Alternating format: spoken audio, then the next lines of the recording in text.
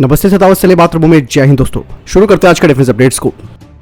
दोस्तों, एलएसी पर जारी तनाव के बीच अब भारत और चीन अपने इस गतिरोध को दूर करने के लिए फिर से एक बार सैन्य कमांडर स्तर की वार्ता करने के लिए तैयार है और ये बातचीत का 15वां दौर होगा, जिसे 11 मार्च को आयोजित किया जाएगा। इस बात का फैसला दोनों देशों ने अब मिलकर किया है। इस बैठक में भारत स्थित चुशुल मोल्डो पर बातचीत होगी।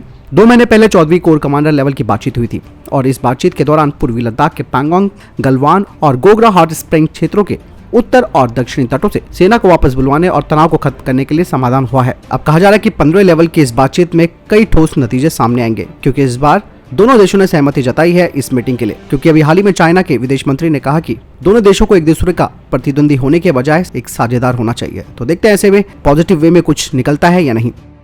भारतीय तटरक्षक बल 16 और एडवांस लाइट हेलीकॉप्टर मार्क 3 को खरीदने जा रहा है, जिसका उन्होंने ऑर्डर दिया है। इससे पहले इंडियन कोस्ट गार्ड 12 यूनिटों को शामिल कर चुका है, जो कि 3 कोस्ट गार्ड स्क्वाड्रन में हैं। और नया डिलीवर किया जाने वाले हेलीकॉप्टर्स 4th स्क्वाड्रन का हिस्सा होंगे और इन्हें चेन्नई से ऑपरेट किया जाएगा।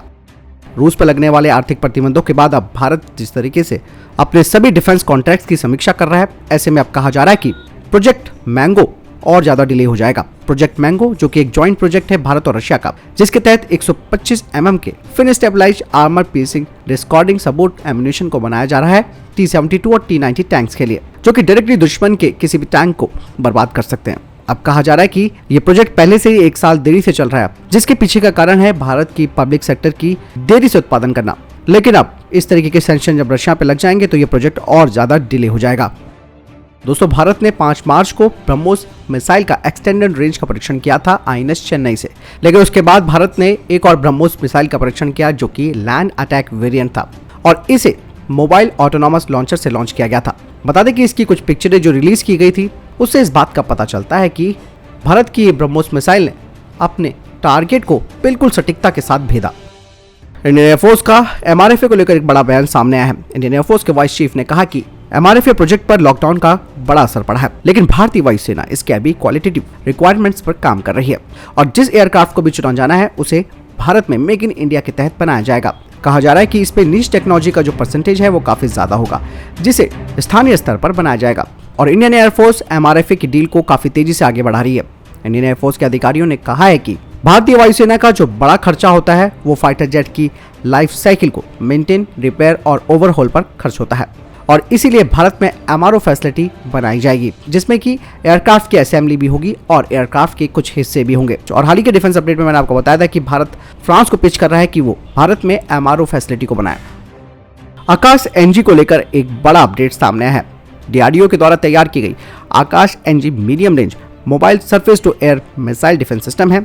इसके 2 अलग अलग लॉन्चर्स बनाए जाने हैं, जिसमें कि पहला भारतीय सेना को दिया जाएगा और दूसरा इंडियन एयरफोर्स को। जुलाई 2021 में DRDO ने आकाश NG का तीसरा टेस्ट किया था, जिसमें कि इस मिसाइल के स्वदेशी system, multifunction radar, command and communication system और लॉन्चर को जांचा गया था। कहा जा रहा है कि इंडियन एयरफोर्स को एक अलग से लॉन्चर दिया जाएगा, जिसमें कि उन्हें उनके हिसाब से जो ऑपरेशनल तैयारियां हैं और उनके लॉजिस्टिक के हिसाब से इसे तैयार किया जाएगा और इन सिस्टम्स को इंडियन एयरफोर्स के एयरबेस और जो पहले से निर्धारित लॉन्च साइट्स हैं उन पर रखा जाएगा। वहीं भारतीय सेना को मिलने वाली आकाश NG मोबाइल लॉन्चर को कहीं भी आसानी से मूव किया जा सकेगा और इसे विशेष तौर पर सुरक्षा कवर भी लगाया जाएगा, ताकि इसे किसी भी तरीके के दुश्मन के एयर थ्रेट से बचाया जा सके।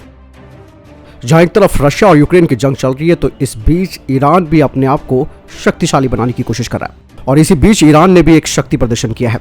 ईरान के इस्लामिक रेवोल्यूशनरी गार्ड कॉर्प्स ने एक नए कामिकेज ड्रोन को पहली बार दुनिया के सामने रखा है। ये ड्रोन 100 किलोमीटर से ज्यादा दूरी तक हमला कर सकता है और रेकी करने में भी सक्षम है। इस ड्रोन के अंदर विस्फोटक लगे हैं, जो लक्ष्य से खुद को टकराकर उसे बर्बाद कर देते हैं।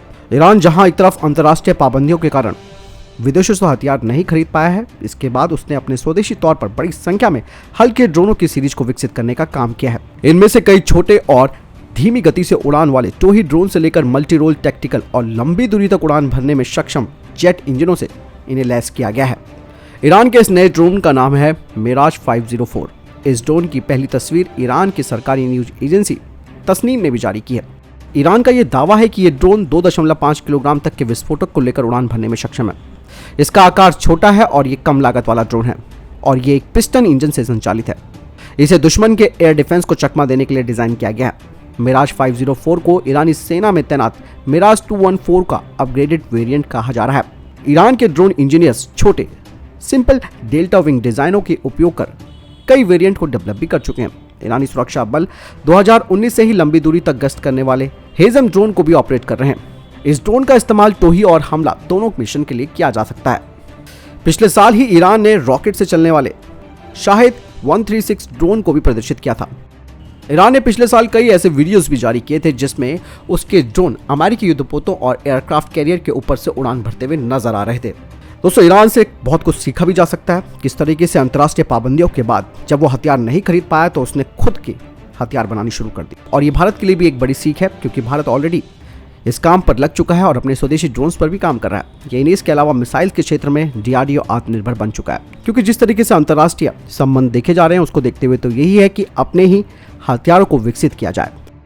फिलहाल के दोस्तों ये है डिफेंस अपडेट। जानकारी पसंद आई तो वीडियो को लाइक कमेंट शेयर जरूर कीजिएगा। मिलता हूं नई वीडियो के साथ। नमस्कार, जय हिंद, वंदे मातरम।